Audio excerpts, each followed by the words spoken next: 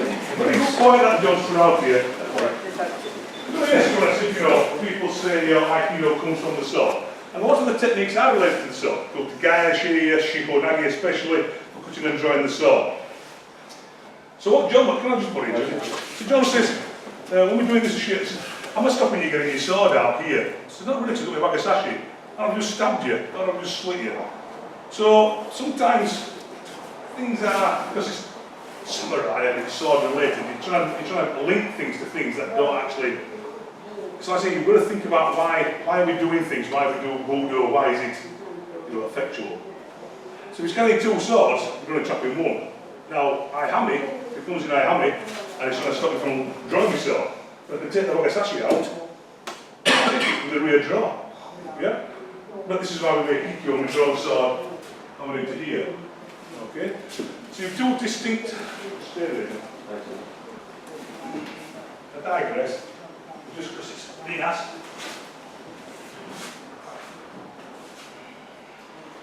The two distinct styles of Aikido, technique-wise. One, the sword is in its saya, so it attacks me and stops me from drawing the sword out. I open the sword up and I take it. Hence we get the big Ikkyo. So some schools of Aikido do this and make Ikkyo this way. That's because the sword is in the saya. Then now I've got the sword out, I mean Kamai, he's stopping me from raising, I am please, let's see what's at the front there. Switch on, he's trying to stop me from raising that. So I want to make the Ikkyo here now and cut through him. Can you see? And through. So your Ikkyo, the resistance here, there's a sword cut.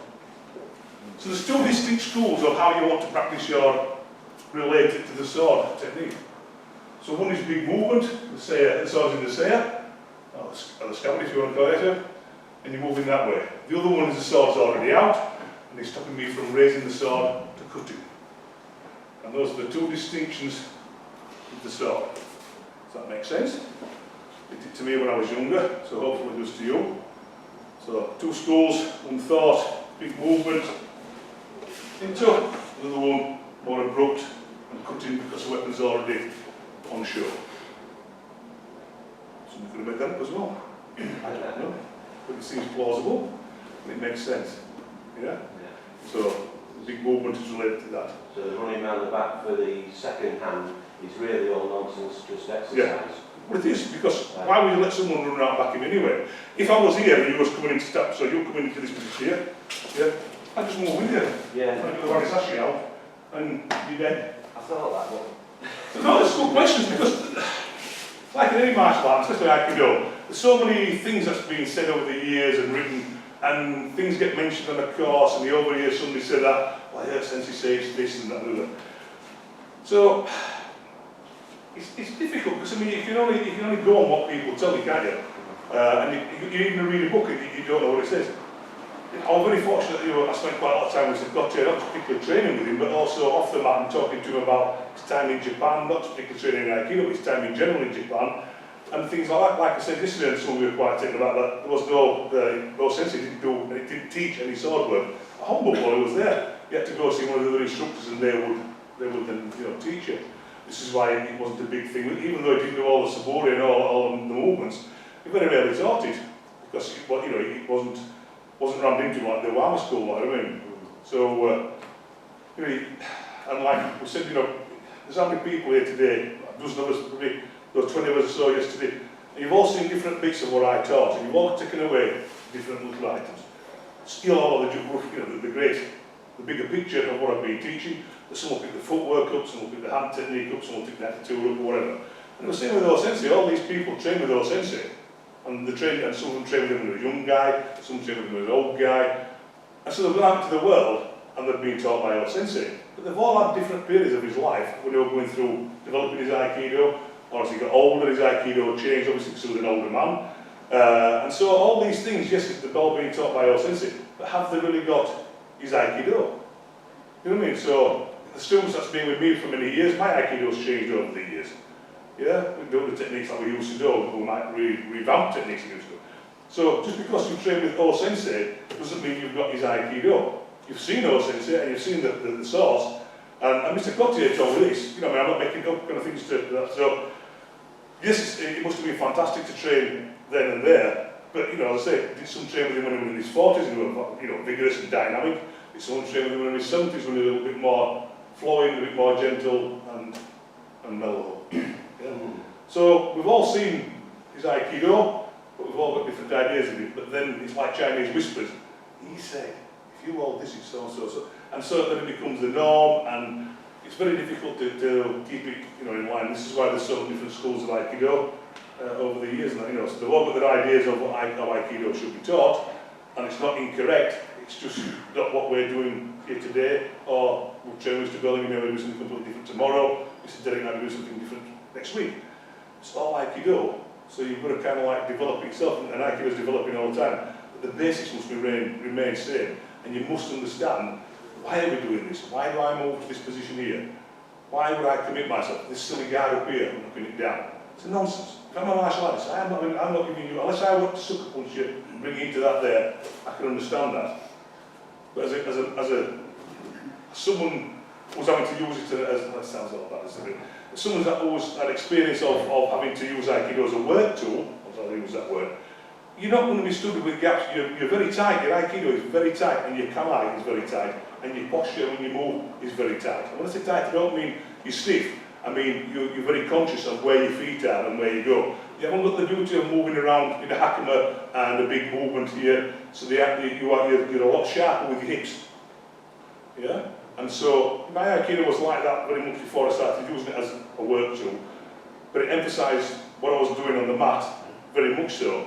So I had 6 years or more of intense training every day of my working life. So it was like going to Hombo and training there and having that depth of knowledge. So my depth of knowledge is slightly different from most people's depth of knowledge in Aikido. But I know my Aikido works. I know I've never been knocked off posture because my posture was good. I've worked in big open square areas, in the cell area, I've worked in corridors, booking in desks, medical rooms. All these things you have to make your Aikido work, and safely for me and the people I'm protecting, and also the people that I'm having to restrain. So this is why this being my bonnet about why Aikido should be this Budo, because there's lots of things in Aikido for everybody. As I said, in my own dojo, they're not all 6'6" doorman type things. We have a vast array of people, you know, with young James this big, you know, Big Peter was, you know, 17 stone monster. There's a huge array of people that come for various differences. But at the end of the day, they realise they're training in a martial art. Some will never want to be, you know, get into conflict or anything like that, but they want to know what they're doing is correct and formal. And they want to know, they're educated people, and they want to know, if I move there, why am I moving there? Not just because I tell them to do so. Yes, they'll do the technique, and then they'll put me to one side and say, excuse me, like John's doing, why would I move here, or why would I do this? And if you don't question it, it becomes a norm, and then exercise becomes technique, and it becomes a nonsense. And like I said, this is my body. But I've just thought of a start of fun, but not very good. So I'm just trying to give you the depth to what I do and why I do things. My students know that. But so you do what I'm trying to get at? There's a reason why we do things, and there's a reason why we do it in a set way, because it's correct. Not just because I say so, it's just correct because I've been shown that way from people who've trained from the source, and so on and so forth. But at the end of the day, if you start to lose this, then the Budo side of Aikido goes out the window. And some people want that, that's fair enough, but I don't, and so this is the reason why I train with this kind of attitude and focus. Okay, so money takes your choice. I still smile a lot though. I didn't used to smile a lot. I didn't smile this morning, but I did. So that's good. So I do apologise for ranting on, but I'm just trying to give you, make you understand. Aikido is just not what we do, it's not just technique, it's why you do the techniques and the depth of it all. Okay, thank you, Joe. Right, so that, I'll show you some else doing now, really good.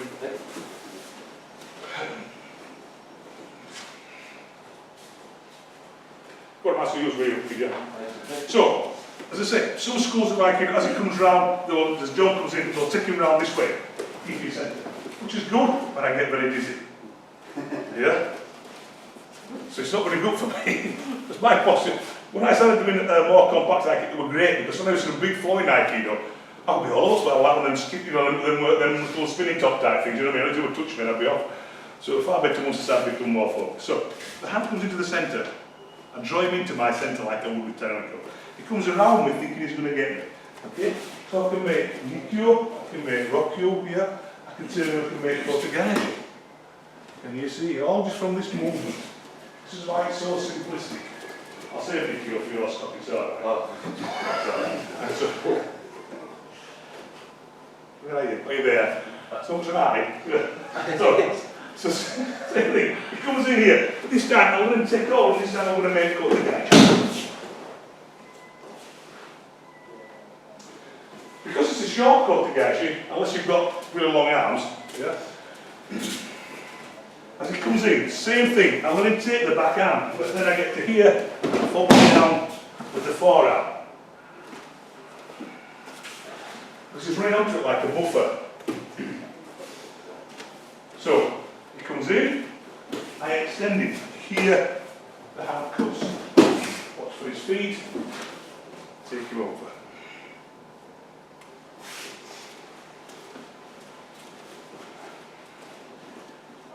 He comes in, hands to centre. I turn. I extend him forward like I would with the Shihan, but I break the grip. The thumb is the weakest part of the grip. Here, if he doesn't move, and with the tendencies to be, yeah, there it is, look at on the bridge of the nose, Mr. Kocher, Aikikai, yes, and then down here into it. Watch for his feet. Don't take the focus off him. There's a reason why we do it, because his feet make him up, we're very tall, and his feet suddenly throw up. I've had that happen by accident. It's most embarrassing. I'm ready. I can still see what's going on there now. Easy. Shall we try? Thank you.